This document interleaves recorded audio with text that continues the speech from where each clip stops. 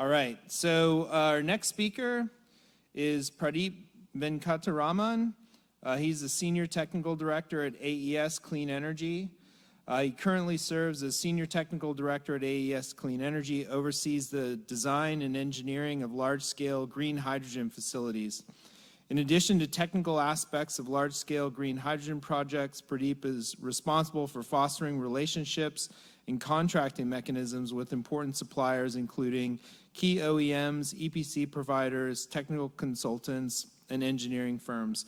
Pradeep has technical expertise in thermodynamics, process design, and catalysis. Over the course of his career, he's worked on technologies for hydrogen storage, carbon capture and storage, and solvent reduction for heavy oil extraction. Pradeep's career has spanned from technology development, integration, and deployment. He's actively involved in the value chain assessment of low-carbon fuels, including hydrogen and ammonia. Pradeep is a chemical engineer by training. He has authored several journal articles, written a book chapter, and holds 2 patents. Prior to his current position at AES, he's held roles at New Fortress Energy, ExxonMobil, Mitsubishi Heavy Industries, and Baker Hughes. So welcome you to the stage, Pradeep. Thank you.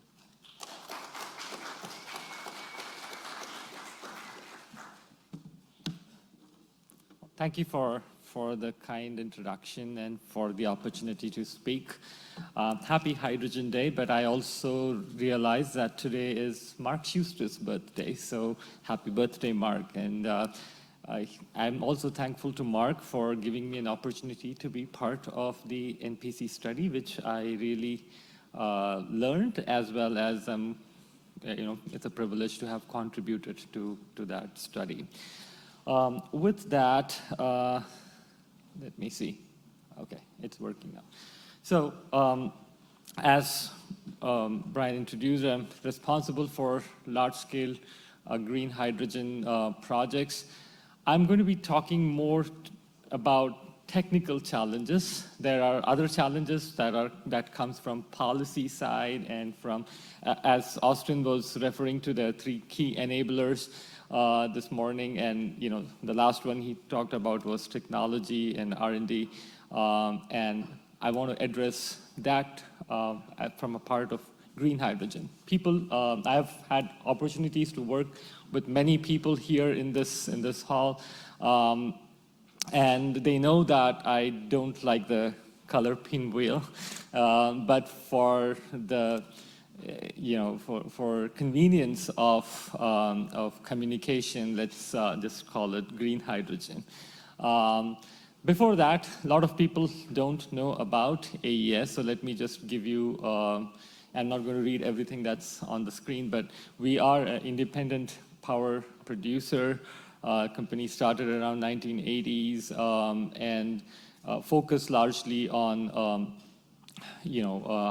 bringing power to places where there were, which were power impoverished, and over the years has grown stronger, and also over the past few years have focused on making the portfolio, decarbonize the portfolio. So you'll see that pie chart that kind of represents our energy portfolio is increasingly, and this is an older slide, and it's increasingly becoming more and more renewables based. So we are divided into 4 different business units, and the part that I represent is AES Clean Energy, which is a renewables developer. And we have more than 34 gigawatts that we have developed, 5 gigawatts in development, and that number keeps changing. So this is a relatively older slide. This represents the states we are either operating or are part where we are developing our projects. And as I said, there is a huge pipeline. One can understand how solar and wind have grown in the last decade, and we place ourselves in that being one of the top providers of 24/7 clean energies for corporate sector. So our biggest customers are Amazon, Microsoft, and Google, where we talked about data centers being in high demand for energy, and so we part of our business actually looks at addressing that, and that's we pride ourselves at being one of the top 3 corporate clean energy providers. But that is also complementary to a hydrogen business, and I will, those who don't know, there's always one person in the audience who comes in fresh, and so, I always have the slide in there to just enthuse what green hydrogen means. It's essentially hydrogen produced using electrolysis, essentially passing electricity through water and splitting the water molecules into hydrogen and oxygen. If you see this, the left-hand side of this is the only different part, which differs in how hydrogen is produced. Everything else downstream, the hydrogen is same.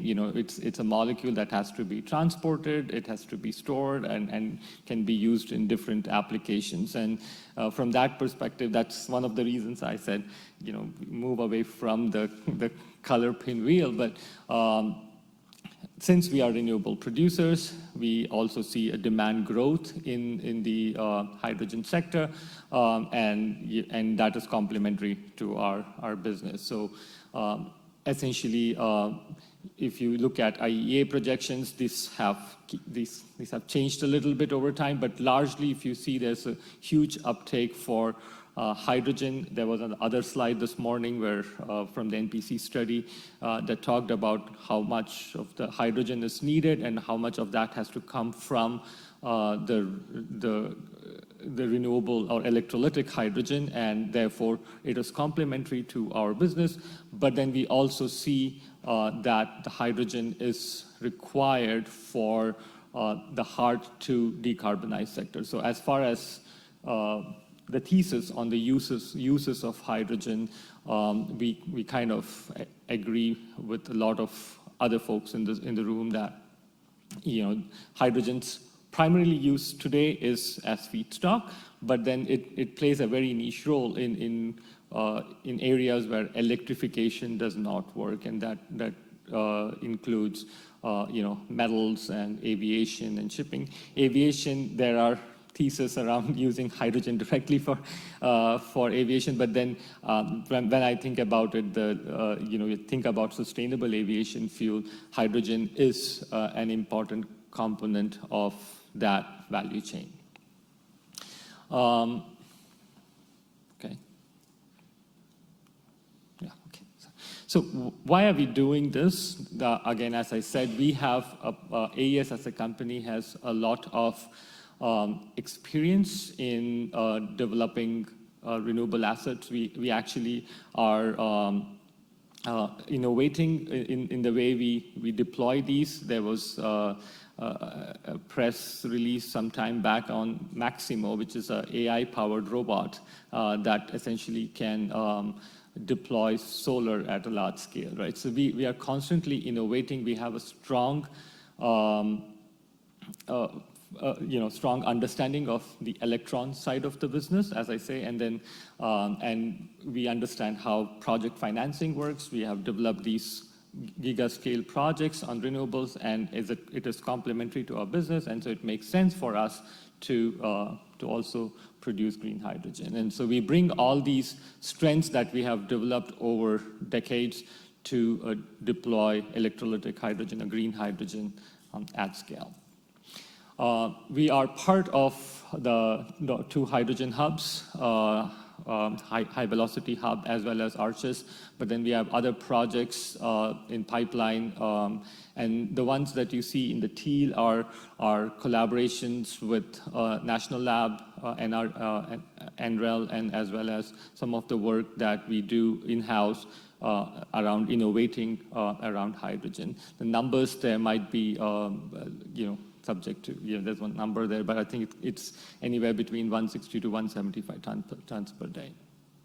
We are a global company. We have projects elsewhere as well. So we have a huge presence in Latin America. There is a lot of renewable resources in Chile and Colombia that we want to explore and produce electrolytic hydrogen. So there are really large-scale projects which may need gigawatt scale renewable energy, and then more than 100 tons per day of electrolytic hydrogen that's produced. So that's where I come in. My responsibility is to design facilities and deploy these at scale. So when we think about electrolysis, for those uninitiated, right now the heart of the of the plant is a electrolyzer, and there are 4 core ways that you can split water molecule. One is using a proton exchange membrane. Some people call it polymer exchange membrane. So the PEM electrolyzers, the traditional alkaline electrolyzers. There are others in development like the AEM, which is anion exchange membrane, and then you have the solid oxide. They are slightly different from each other, and when we think about alkaline electrolyzers, it's the oldest technology, quite mature. The closest parallel to it is a chloralkali, if you want to think about it. And instead of using seawater or brine, you essentially if you use deionized water, you'll end up producing hydrogen and oxygen instead of chlorine. So if you want to think about it, the cathode side of the cell remains essentially same. It's the anode side. Instead of producing chlorine, you're producing oxygen. So there is a lot of maturity in that particular technology, but it comes with its downsides as well. It produces hydrogen at lower pressure or atmospheric pressure, and it takes additional compression for users. So if you want to draw parity between the current hydrogen production, which is using SMR, it's around 30 bars, whereas alkaline electrolyzers are around 1 bar. There are developments. There are companies that make pressurized alkaline electrolyzers, but there are issues with operating them with a variable power. So so every technology has pluses and minuses, and I think the crux of my talk today is essentially talk about challenges, and those when we talk about challenges, those also present opportunities of how we select technologies and how we deploy them. I also want to talk a little bit about PEM because that's the second most mature technology. When we think about technology, the first thing that comes to mind is technology readiness level. So if that is the basis, both alkaline and PEM are TRL9 as classified by, if you want to follow the technology readiness level defined by NASA, both have commercial operations, but it's also commercial readiness level. So if you have a CRL and a TRL, alkaline has been deployed both commercially at a larger scale, but PEM is still not there. But it's technology ready. It's deploying them at scale. Why it has not been deployed at scale is because it's expensive. It's power dense. You have a smaller footprint of the plant. You produce hydrogen at pressure. So those are positive sides, but it uses so alkaline electrolyzers use nickel, whereas PEM electrolyzers use for oxygen side, they use iridium, which is a rare metal, and 90% of iridium produced in the world comes from South Africa. And where it's used right now is spark plugs. If there's an additional trivia there, most of the iridium that's produced are used in spark plugs. But that said, PEM has a learning curve, and there are pathways for reducing the cost on PEM electrolyzers. When we think about fuel cells, fuel cells are usually PEM technologies, and typically that's also a downside to this, because when people started developing PEM electrolyzers, they said we'll flip the PEM fuel cells. And the early users of PEM fuel cells came from naval applications, and they were relatively smaller. They were like 250 kilowatt maximum size. And so, but when you deploy these at scale, that doesn't make the cut, because 250 kilowatt is very small. And when you want to think about a gigawatt of deployment, you need to think bigger. So those are challenges, and a lot of progress has been made. But just to put in perspective, the largest operating PEM electrolyzer plant in North America is a 40 megawatt plant as of today. And when we want to produce hundreds and 200, 300 tons per day, that would require almost 400 to 5, or a gigawatt of electrolyzers. So this image here essentially, talks about key differences in the technologies.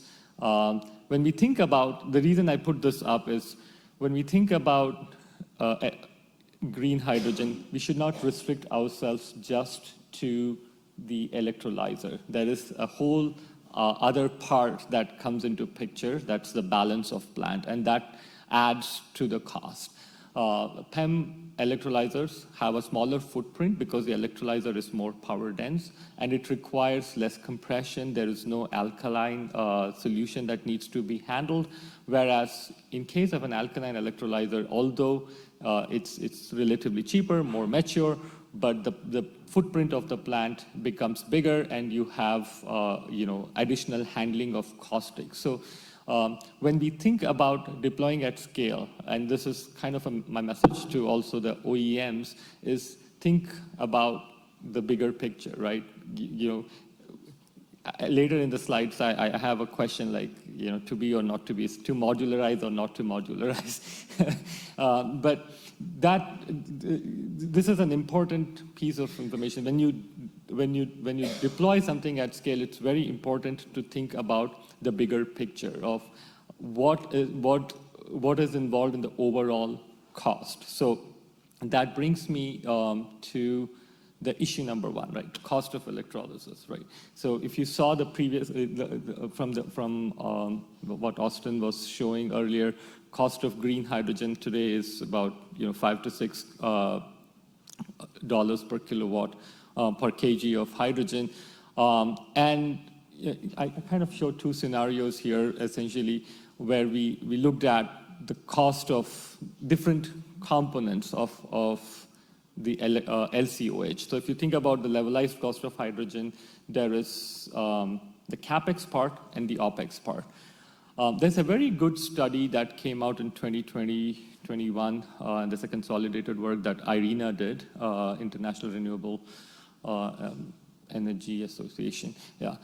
So they produced a paper, a publication on how to reduce cost on electrolyzer. And this is a very interesting way of looking at it. So there are things that you can do to reduce the cost of electrolyzers. For example, you can essentially reduce the thickness of the membrane. Let's think about it this way. Any electrolyzer that you put in path of electrons is actually a resistance, right? You can always model the electrolyzers as a resistance in the flow of electricity. And the smaller the resistance is, the more freely the electrons will flow. That will increase the efficiency, more hydrogen you will produce, and the lower the cost would be per footprint of the hydrogen. So that's how you should think about an electrolyzer. when you say that, if you want to reduce the resistance, you want to reduce everything from the thickness of the membrane to what else I can have? Yeah, more active catalyst. But there is a downside to it, right? Because it increases the brittleness or reduces the durability of that. So there is an optimum that you need to think about when you reduce the cost of electrolyzer. But the other important part of it is electrolyzer is just one part of the equation, right? The two pie charts on the right side essentially show the cost component on the CapEx side. I'm not talking about OpEx part, because a large part of OpEx is decided by the cost of electricity. That depends on location, that depends on power markets, which is really, really complicated. I come from the molecule side of the business, and I'm now into electron side, so I'm still understanding the complexities that go under it. AES has a lot of experts who know how to handle that. But that said, given a particular, if you fix the OpEx part of it, how do you reduce the CapEx side? And that is essentially the total installed cost. Now, total installed cost, about 35 to 40% is only the cost of electrolyzer. The rest of it actually comes from the balance of plant, the EPC costs, and the owner's costs. And there's a number there that talks about contingency. Think about a project that's 100 megawatt versus a gigawatt, right? And that contingency number will be more for a gigawatt project, right? So when you think about the overall CapEx, these are crucial considerations. And so reducing the electrolyzer CapEx is important, but there are other elements that we need to think about. So when the message that I want to convey here is essentially that when you think about deploying a large-scale project, think about the bigger picture, think about all the different components and how the overall cost can be optimized. You might have to give up on some, but you have to make it up in other ways. So it's not easy, but it's doable, and we see a pathway forward. I can't tell you the solution today, but there is a path. I don't want to be a naysayer here, but I just want to tell you that there is a path forward, but this is a message going to the OEMs, the developers, the EPC, that think about the bigger picture. That's the second thing is what I call a developer's dilemma. You are in a conundrum, right? Because you see the cost of electrolyzer today is high, and you see a pathway forward that the electrolyzer cost is going to be smaller. How do you decide the technology based on the information today, and how do you benchmark? Because with the changing and evolving technology, you think about the bankability of the technology, right? If I take a technology that's evolving and changing, and I go to a bank and say, hey, finance my project, they'll say, what are the proof points? How do I make sure that this doesn't go bust when you deploy at scale? So that's a bigger question, right? You can demonstrate a small scale 1 megawatt or even a 10 kilowatt system in the lab, but when you're deploying it at a gigawatt scale, it has to be proven. And how do you achieve that, right? So when I think about it, it's a trifecta of EPC, OEM, and developers coming together, forging partnership, establishing milestones, and then making project parameters that are, set your project parameters with information that you have today, but then plan for work with the OEMs, work with the EPCs, and look at the path forward. The third issue that I want you to think about is the value chain integration, right? So we are at the production side of it. We are producing hydrogen, but there is a big equation, as I said, on storage, transport, and end use of it. And for hydrogen to lift off, to take off, there are things that you have to think about along the value chain. You have to take into consideration all the stakeholders that are part of this value chain. Sometimes it's better to work backwards. Because if you think about LNG, in the 80s, people thought it's not a good idea to essentially put so much energy, liquefy gas, and ship it half the way around the world. But there was a demand. That's a demand that drove it. So Ning also pointed out towards in her panel that it's a demand-driven transition. So work closely with your off-takers. Think about how, in the activation phase, you would see a lot of projects that have proximity to the off-takes. You have proximity to pipelines. But then you have to keep the eye on the prize and work towards other ways. So and on the production side, there are several things. You think about variability of power. You think about whether a modular solution works. A modular solution is appealing to OEMs because it reduces the manufacturing cost. But then when you deploy it, you can't stack up, a million ISO containers and say that's my plant, right? So, it takes a village essentially, and that's the message that I want to convey. And finally, I want to leave you with it's quite cheesy, but I came up with this during one of our fireside chats with. At Rice University, and then there are 5 I's for energy transition, right? So when you think about it, it's innovation, investment, integration, information, and inclusion. So the last 2 parts I don't have expertise on. I don't have expertise to talk about social justice, inclusion, but the information part was covered by at the panel. Michael talked about. How to inform policymakers, AHJ. But let's talk about the top 3 ones, right? It's innovation. So you need any transition. Innovation drives the transition, but it takes quite a lot of investment to get over that hurdle. So it's not only just the public, but the private investment that is needed to go over that the hump, as well as any technology. Whenever you think about deploying technology at scale, think about how seamlessly or how we talk about disruptive transformation, but for energy network, it's quite complicated. It's a global network. It's very complicated. The least disruption you can cause it, the more uptake there would be, right? So as seamlessly, if you can integrate, that would be good for the technology for its initial uptake, and then from there it would grow. So I'll leave you with that, and I'm happy. I have 1 minute left on my clock. I'm happy to answer any questions anyone might have in the audience.